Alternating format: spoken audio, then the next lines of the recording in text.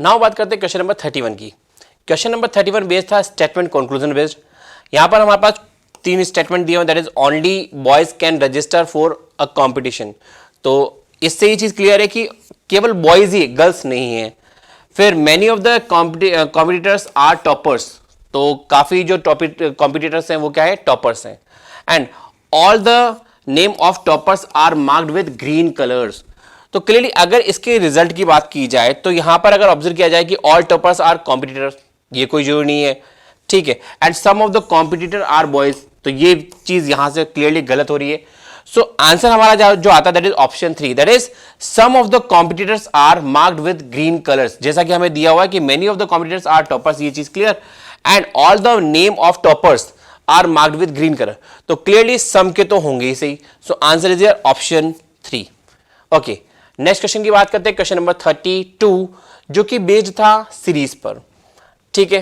तो इसके लॉजिक की बात करते हैं, ध्यान से समझिएगा।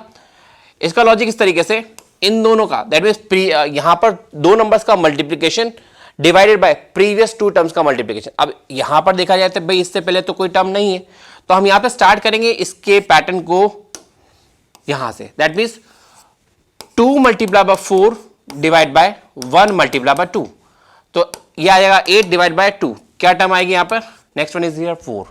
Answer should be option 4। आगे ये कंटिन्यू हो रहा है नहीं हो रहा है, इस चीज को भी चेक कर लेते हैं। तो that means 4 multiply by 4, 4 multiply by 4 divide by 2 multiply by 2, तो 4 4 जा 16, 2 मल्टीप्लाई बाय 2 कितना आ जाएगा, 16 बाय 4 दैट इज 4, तो 4 आ रहा है। और आगे भी चेक कर लेते हैं, next term that is again here 4 multiply by 4 divided by, ये हो गया 2 मल्टीप्लाई 4, 2 मल्टीप्लाई बाय 4 4, तो ये हुआ 16 divide by 8 that is 2।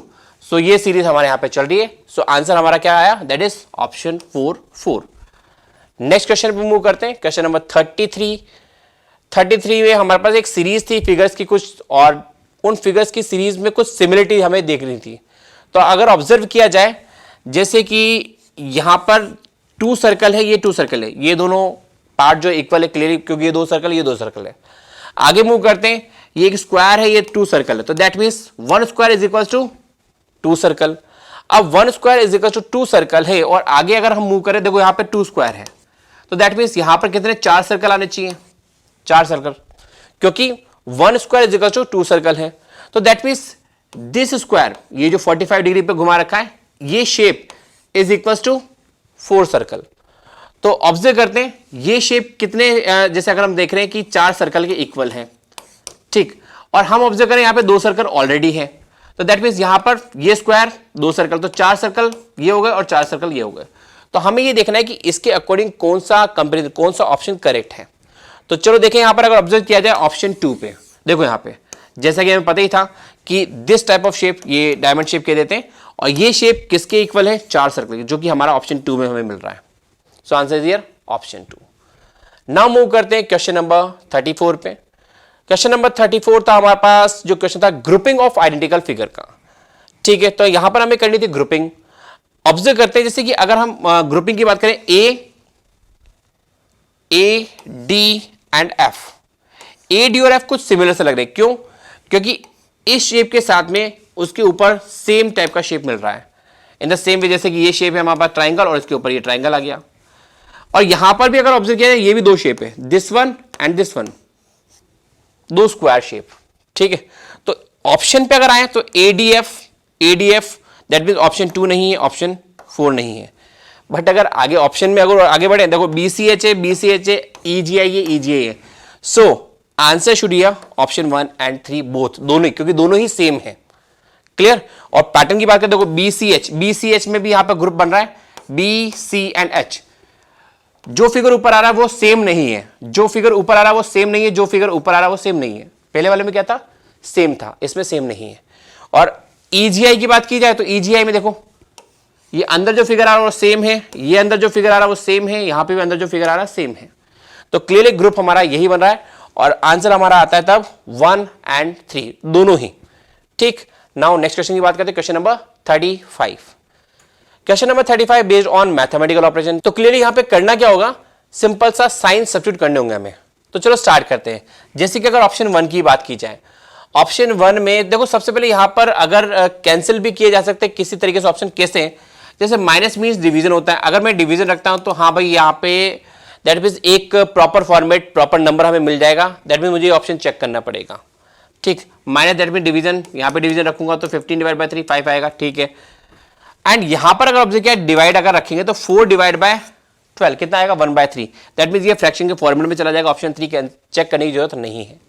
In the same way यहां पर डिवाइड आएगा 1/2, ये चेक करने की जरूरत नहीं है। तो आंसर हमारा ए और बी में से दोनों में से कोई एक ऑप्शन होगा। तो स्टार्ट करते हैं। Minus is to divide, multiply, multiply is to plus, 6 divide, divide is to minus, and 3 plus, plus means multiply.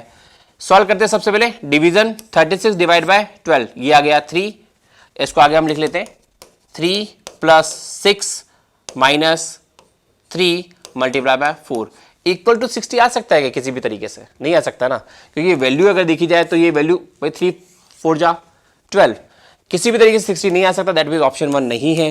तो क्लियरली हमारा आंसर आता है ऑप्शन 2।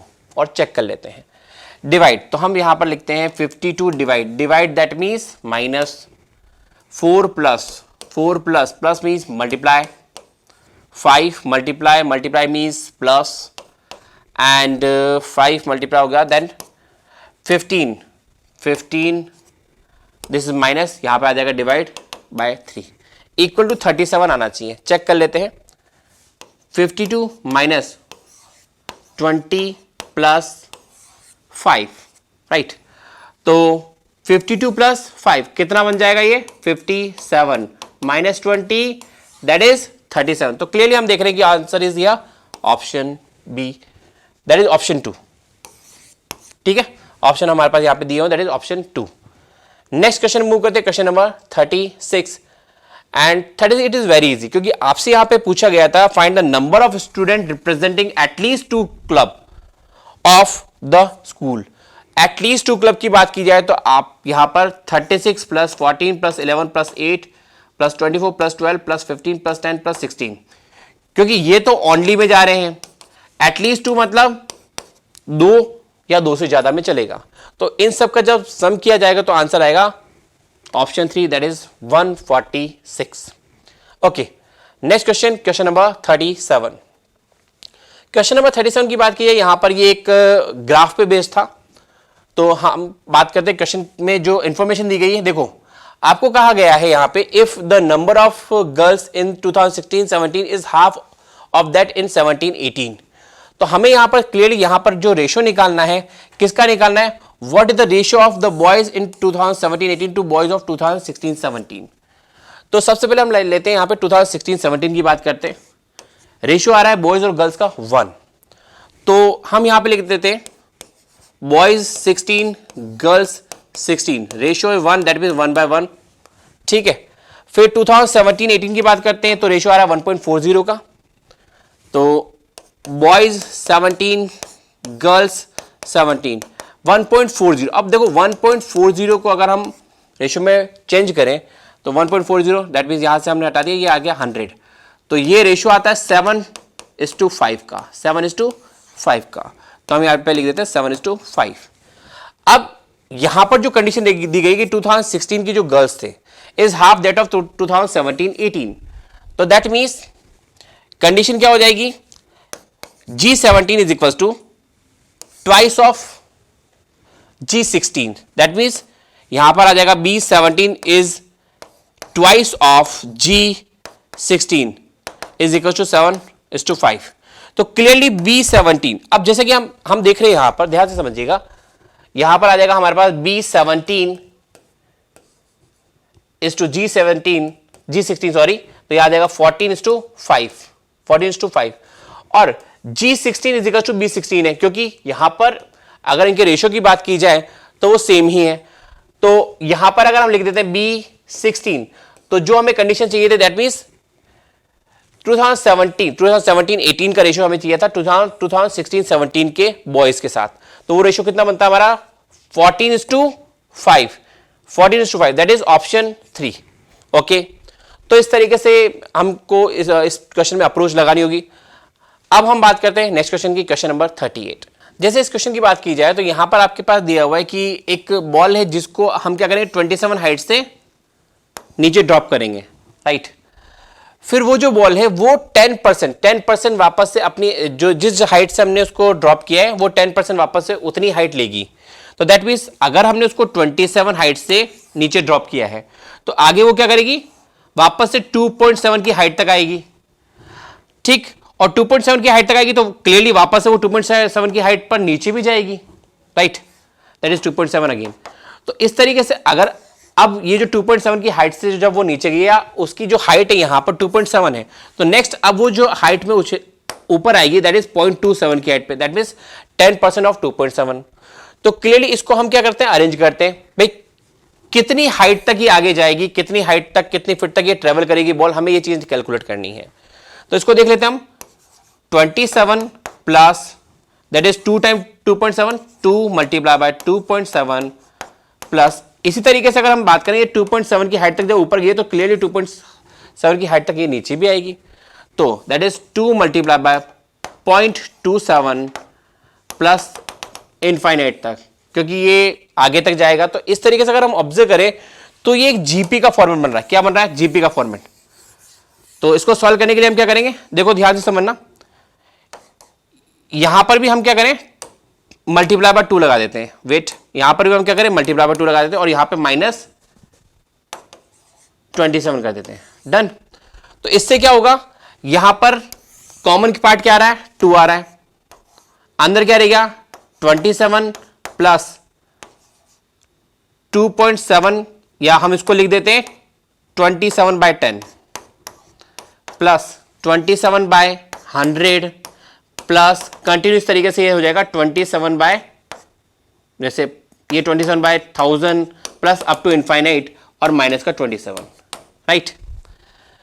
अब ये एक जीपी का फॉर्मूला हो रहा है और जीपी के सम का फॉर्मूला जो होता है वो होता है a/1 minus are. Infinite GP के सम का फॉर्मूला क्या होता है, a/1 माइनस आर। ए क्या है, फर्स्ट टर्म है, और आर क्या है यहां पर इनके बीच का रेशो। तो चेक कर ले, यहां पर ये हमारे पास इसका सम निकाला तो 2 multiply by 27 divide by 1 minus 1/10, ठीक। तो और माइनस का 27। तो सॉल्व करते हैं इसको, ये आ जाएगा यहां पर 2 मल्टीप्लाई बाय, देखो 1 माइनस 1/10 कितना आ जाएगा, 9/10, 10 ऊपर जाएगा तो ये होगा 270/9, कितना आ जाता है 30। सो 2 मल्टीप्लाई 30 माइनस 27, तो that is 60 minus 27। So correct answer would be that is option 2 33। तो वो जो बॉल है वो रेस्ट में कब तक आएगी, 33 की हाइट तक जाएगी तब तक, राइट, जब वो बॉल 33 ट्रेवल कर लेगी। ओके, आगे बढ़ते हैं नेक्स्ट क्वेश्चन पे। नेक्स्ट क्वेश्चन है क्वेश्चन नंबर 39। अगेन ये क्वेश्चन है हमारे पास मिसिंग टर्म इन फिगर्स का। तो चेक करते हैं, देखो यहां पर हम देख रहे हैं ये एक स्क्वायर नंबर है, ये एक स्क्वायर नंबर है, that is 3 square and this one is 5 square. Now 5 plus 3 8, 8 square is 64, ये बन रहा है, एंड 5 3 जा 15, ये बन रहा है।